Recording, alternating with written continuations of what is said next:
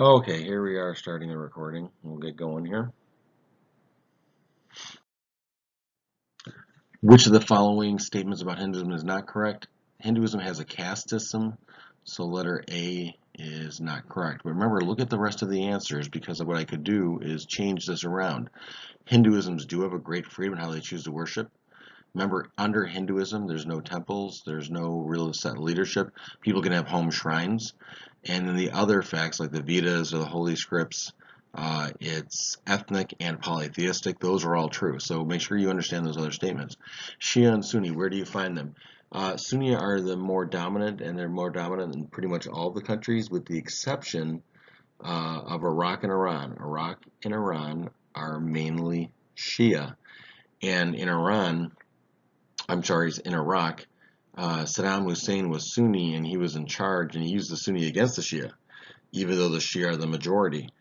And when he was thrown out of power, the Shia nowadays really don't like the Sunni, and that's one of the reasons why Iraq is so unstable. Define animism. Animism, that's all those religions where they believe nature, all natural things have a spirit. Um, Rivers, rocks, animals, that kind of thing. How do religions grow today versus how they grew earlier? Okay, earlier in history, if you look at the 1800s, under colonialism, you had religion spreading through the growth of colonial empires, meaning in part the taking over other countries and using force. Same thing earlier with Islam, with the Islamic Empire. Same thing where it was growing mainly as an empire group. Today, a lot of religions are growing simply through the birth rate, and Islam is the fastest growing religion because it exists in a lot of countries that are in stage 2 and 3 of the demographic transition. Where do you find Indo-European languages? Okay, a few things about this. Indo-European languages are the languages of Europe, Iran, and India. Sino-Tibetan languages, that's the languages that include Mandarin Chinese, so it's in Asia. Um, and so that's mainly in the area around China. Now, those languages are mainly isolated, uh, mainly just in that area. Indo-European, on the other hand, because it includes the languages of Europe, that means it includes French, Portuguese, English, Spanish, which have spread throughout the world. So Indo-European is kind of spread out all over the place. That's one reason why it's big, is because of colonization. Another reason would be birth rate. Like India has had a very high birth rate, which has helped the language family to grow. And earlier in history, Europe did, and Europe has a pretty good sized population. So that's the largest language family. It's also the most widespread. Where did each religion originate and where do they exist now? Um, okay, so Judaism and Christianity originated in the area of Israel, Palestine, and Islam originated in Saudi Arabia, or the Arabian Peninsula is fine. Uh, Hinduism and Buddhism originated in India, and Buddhism is largely pushed out of India nowadays, and Christianity largely doesn't exist within the area of Israel. It does a bit, but not nearly as much as it used to. Know the largest religion. Right now, the largest religion is Christianity, and half of all Christians are Catholic. So know something about some of the major branches a little bit. Fastest growing, Islam, and that's because of the high population growth in a number of the countries. Largest ethnic religion, that would be Hinduism, of course. And unusual ethnic religion would be Judaism, because it's all over this place. Despite the fact that it's an ethnic religion, it's spread throughout different areas. So it exists in America and Israel, but it's also a bit in Europe and Northern Africa, and a little bit in Latin America, mainly Israel and the United States. Buddhism is an unusual universal, and it's unusual universal because it is really isolated to Asia, even though it's a universal religion which tries to convert people. Okay, so looking at the bottom question here, which of the following U.S. regions, which association is incorrect? The one that's incorrect is Mormons, because they're out in the west, not in the mid-Atlantic. They would be out west, not southwest, more just straight out west. But I could change one of these so that a different one was the one that was correct. And be aware, Catholics exist in southern Texas, Catholics exist in Florida because of Hispanics moving up, and you even have a little bit of Catholics in Louisiana because of the French Catholics that existed there. So that's a little thing that I would add on to these four here. And Mormons, we would just say, I'm not sure, just like west, but not the coast west. That would be their area. And I could redo this to mention some of the things I mentioned earlier, or to switch which one is incorrect. English is important. Why is it important in these countries? So realize that like Nigeria, South Africa, those were former colonies. Australia was a colony at one time. The United States colony, Canada. So those really got English historically. The reason that they got English is because of colonization. Um, a number of countries are like that. On the other hand, if we're talking about France in the last 10 years, a lot of that's because of pop culture and that term franglaise, the mixture of English and French words together. They even have something with German, the same things were happening, they call it Danglish. And that's the idea that German and English words have been making together. And a lot of that's pop culture. If you're talking about China in the last 15, 20 years, they've been mandating English as a language for the children to learn because they're interested in dominating the world economy, especially as their population is really big and their growth of their economic growth and growth in terms of factories and production means that they're really trying to dominate economically. Um, Define isogloss. That's the language boundary. Creole. Remember, Creole is different from Pidgin. Creole is a mixture of a colonizing language and a native language. It becomes something new. Pidgin is not really a language in many ways. It's like a kind of like a way of communicating using simple words from two languages. What creates differing languages, cultures? Okay, overwhelmingly in terms of answers when you're asked about how it creates different ones, isolation gets used a lot of times. How do different languages get created? Because people are isolated, and that could mean geographically. So if it says, so if we say, oh, harsh geographic features, yes, because mountains and dense forest end up isolating people. So be aware of that. And what creates different cultures? Isolation. How do the definitions of language, branch, family, and group differ? The big thing about this, remember, is time. With family going the furthest back in time before recorded history. And then branches, okay, we know about when recorded history, when it happened, but it was like a couple thousand years ago. And group is relatively recently this happened. That language group just happened in the last few hundred years. What are these languages an example of? Basque is an isolated language. I mean, there are no other languages in the world that are like it. Hebrew was extinct and now exists again. I mean, to a large extent, it was extinct because it really wasn't used by any government. And nowadays, with the creation of Israel, Hebrew is really getting used again actively. And that's the key thing. It was used within a religion, but now it's very active in terms of its use, so it's considered to be a revived language, and English is the ultimate example of a lingua franca. Which countries are more likely to be multilingual versus monolingual? So multilingual means there are several different languages that are used within the country. African countries overwhelmingly are the big ones with this, although there are some countries in Asia like India, for example, that's multilingual. You could argue that China is, but China, as we discussed in class, is trying to suppress that. Actually, that would be a good question because I did do a video on that. China is really trying to, is no longer allowing people to learn languages in schools, minority languages, and really trying to enforce the idea that you have to learn Mandarin. So monolingual means there's really just dominantly one language, and of course the area where you very likely to find this are in a lot of European countries. Not Belgium, not Spain. Those would definitely not be the case because those countries are not nation states. But in the nation states of Europe, you'll find a lot of monolingual countries. Remember, Canada is not monolingual either. So monolingual would be like the United States is very much, monolingual. I know there's a lot of Spanish speakers in the country, but English dominates the country. How do the Amish keep out pop culture? By keeping out technology. Where are they? Um, kind of like Midwest to, I don't know what you would say, going into Ohio and Pennsylvania, going into those areas a little bit to the east is where you find the Amish, and they're in rural areas, and they're an enclave, E-N.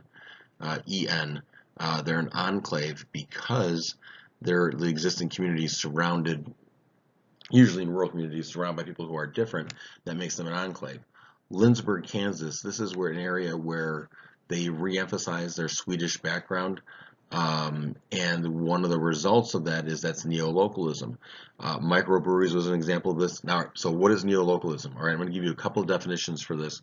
That is when you newly emphasize something that is local, even if it's something new, like microbreweries are relatively new, but it's only local. So, but you're newly emphasizing this local thing. The other thing that could be a part of neolocalism is when you newly emphasize a part of your culture that is local. It's existed for a long time. Um, like, let's say in Lincoln Square, if for some reason or other, this is not a true example really, but it's a decent one, I guess. As they started really re-emphasizing the German nature of the neighborhood and the history, and putting up signs all over the place in German, and that would be again neolocalism. If you start re-emphasizing the local ethnic culture in a way that you haven't been doing in a while, that would be an example of neolocalism.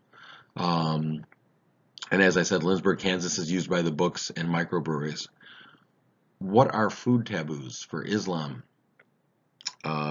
Pork would be exists there. Same thing with Judaism. With Islam, it's known as halal. With Judaism, it's known as kosher. And with Hinduism, beef is a big thing. And these are foods to keep away from. That's why we call them a food taboo. Taboo meaning not to do it. Define cultural diffusion. That's not that hard to guess. Just when a culture diffuses from place to place. Folk cultures tend to be relocation. Pop culture doesn't fit exactly as well with cultural diffusion, but pop culture is a lot of it's hierarchical. But it can be any type of diffusion with pop culture. What are the main events that created English? Okay, earlier on, English was very Germanic. The Angles and Saxons, and then in 1066 the Norman invasion brought in the Latin-based language, and so English ends up being a mixture of Germanic and Latin. But English is not considered a Romance language, and there's a little key thing. The Romance languages are the languages of the Roman Empire: Spanish, Italian, French, Romanian, Portuguese. English is considered Germanic. It's still considered to be a part of the Germanic language base. So I guess one of the only colonizing languages that is Germanic.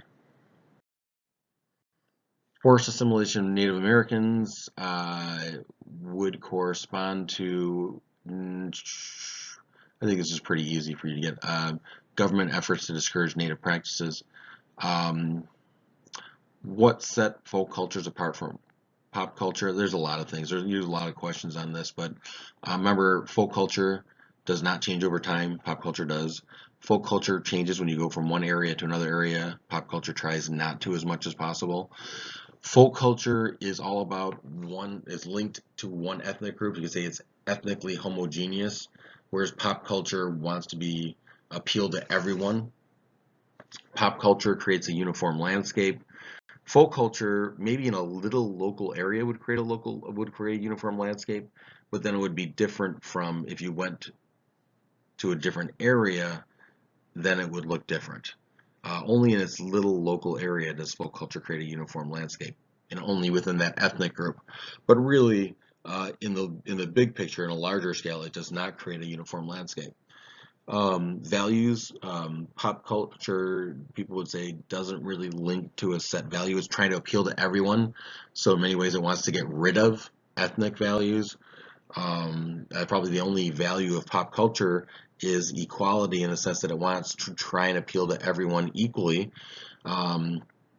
Folk culture is really linked to one set ethnic group, and that can be, and sometimes that can be a good thing. It reflects people's values. Sometimes it can be a negative thing in that it excludes others. Define terroir. I don't know how to pronounce that, but it's how the local environment makes food taste the way that it does, and it goes best with wine. It's all the things about the local environment that create the taste of food, and it goes best definitely with wine as an example. What are the items that make Chicago unique versus those that don't? Okay, our skyline, Chicago style hot dogs, pizza, things like that, brick bungalows, which are Chicago is known for. Those are things that make us unique. On the other hand, a strip mall would not. How do folk cultures originate? Anonymous. Um, it goes way back earlier in history, whereas pop culture is more in recent history, and we usually know who started each pop culture item and exactly when, and it's not anonymous. Um, how does folk culture affect the landscape versus pop culture? Folk culture is usually local items, natural items, because it goes back a long ways, so they're not using synthetic materials. Um, Folk culture doesn't involve the use of a lot of extra things, and so therefore it's more likely to blend in with the natural environment and not really tax it too much, really not use too many resources. Pop culture wants to bend the environment to what it is, and it's more likely to use synthetic materials, um, and they want everything to look the same, so wherever it goes, it's trying to use those same materials, and a lot of times synthetic ones that won't fade over time for its logos and that. So it's more likely to be destructive to the environment. And also, pop culture involves things that aren't necessary. So a lot of times, it'll really build up heavily on an environment because it's likely to build even more than folk culture would. Why would folk culture be mostly associated with societies in stage 2 of the demographic transition? Because folk culture goes back to things that are earlier in history. That's one reason. I'm just going to mention a number of things that even that may not be on here. And if you haven't changed much from earlier in history, like less developed countries, then you're going to be more folk culture. Pop culture requires disposable income and leisure time, things that tend to go along with more developed countries. So those are a couple of things. So you want the answer that directly goes with the question. And so when you're looking at these, A doesn't directly go with it, B doesn't make sense, C doesn't make sense for answering the question, and D, however, notice that pop culture uses technology to diffuse. So access technology leads to birth control and lower birth rates. Okay, that makes sense. That's the one that probably makes the most sense of those. So think about that though, because what you want to think about with it is that folk culture would tend to go earlier in history, use less tech, would mean that the society is unchanged from earlier in history, whereas pop culture would mean that changes have happened, development has happened, that people have more leisure time, disposable income, and technology. So just be aware of that because I could change this question. And what are the two largest language families in the world? Indo-European and Sino-Tibetan. Why is Indo-European family largest? We went over that. Cultural imperialism goes back to earlier in history when as countries grew their empires, they imposed their culture on them too. Okay, know these terms. Ethnocentrism means you see everything through your culture. Multiculturalism believes you in appreciating many different cultures. Cultural nationalism, when culture goes along with pride in your country. We saw that with India and Valentine's Day. Went along with the Hindu nationalist. That's actually a political party in India, and they believe in spreading the Hindu values in India. So cultural nationalism goes along with that. Cultural isolationism would be the idea that you want to isolate your culture from other cultures. You try and keep other cultures out. And xenophobia is basically a fear and perhaps hatred of other cultures. So that's what that goes along with, and quite often pride in your own culture, but at the expense of other ones. You hate other ones. The place or area where a culture practice originates would be the hearth. A broad term that can describe either an industrial or post-industrial society, a sense of progress. This is okay. This is modernity, but I'm not a big fan of that question. Which best illustrates a landscape of consumption? Okay, Navy Pier, Times Square are probably the best examples of this. Theme park perhaps as well, but this is an area where it's just tons of ads and shops, and it's just like best examples is our city neighborhoods that have really changed to be like this. I guess theme parks are definitely like that too, where everything is something you buy and it's all about consuming things. But Times Square and Navy Pier might be some of the best examples of this. How does Spanglish differ from Danglish or Franglais? Danglish or Franglais, that's when English goes, as a result of pop culture, goes to different countries or technology or business, and then English words end up entering their languages, like German or French. Spanglish is the immigration of Hispanics into the United States has caused people to mix Spanish and English words together. What is the best example of a hierarchical religion? Roman Catholic. Um, Islam is not as hierarchical. Hinduism is definitely not hierarchical at all. It's the least of all of them. Buddhism is not very hierarchical either. Conflict in America is widespread because, or in Africa, I'm sorry, conflict in Africa, and that would be all of these. Okay, what is the predominant religion in northern Nigeria? Muslims in the north, because remember, northern Africa is mainly Islamic, and then Christians in the south. What is the predominant religion in Bosnia? Bosnians are Muslims, Serbians are Eastern Orthodox, and Croatians are Roman Catholic. We'll get into this more in the poli-sci unit. Quebec, those are French. You should know this. The Quebecois, the French Canadians are Catholic. New Orleans, I just talked about being Catholic. American Northeast is more predominantly Catholic. Scandinavia would be, all right, Northern Europe to a large extent are Protestants. Church of England for England, that makes sense, and then Lutherans in Scandinavia. But Northern Europe is mainly Scandinavian, and a lot of Southern Europe is more predominantly Catholic. Eastern gets to be more Eastern Orthodox, with the exception of Poland, of course, being Catholic. Predominant religion of Japan, Buddhism, you should know that. Northern Ireland would be Protestant because the rest of Ireland is Catholic, but Northern Ireland is part of the United Kingdom, and the United Kingdom went all Protestant. Lebanon is mainly Muslims nowadays, although there are some Christians there. Northern Iraq, all of Iraq is predominantly Muslims. Botswana, that would be Christian. Ukraine, Eastern Orthodox, of course. Bangladesh, you should know, Bangladesh and Pakistan used to be the same, and India split according to religion. On the two sides, Muslims, and then in the center, mainly Hindus. Although there are a lot of Muslims in India, like 15% of the population, it's mainly Hindus. And Southwest China, well, you should know that China is predominantly Buddhist. Eastern Asia in general, predominantly Buddhist. Okay, that's it. All done here, guys.